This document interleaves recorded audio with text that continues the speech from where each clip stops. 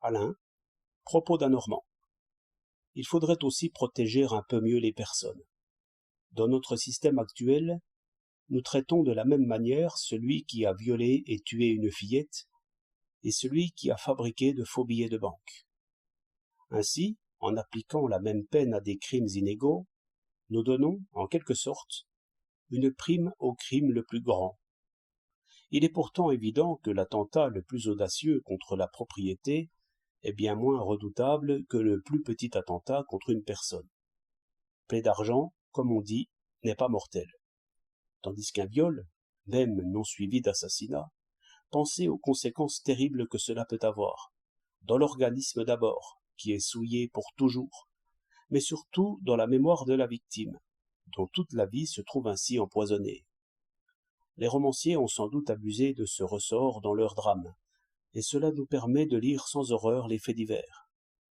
Tout de même, dites-vous que ces choses arrivent. Dites-vous que ces jeunes filles qui se promènent dans les bois peuvent être attaquées et violentées par 4 ou 5 garnements.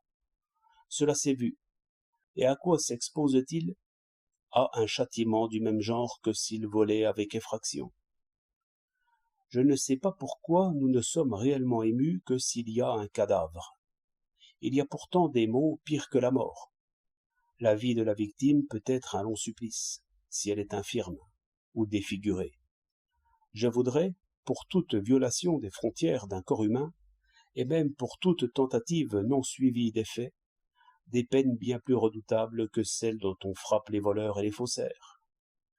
Même un coup de poing, je voudrais qu'on le fît payer bien plus cher que n'importe quelle escroquerie, et qu'il en fût de même dans les écoles, où l'on rit trop souvent des coups d'ongles et des prises de cheveux.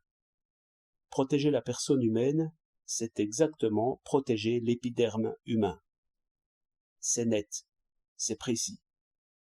Pensons-y au lieu de faire des phrases.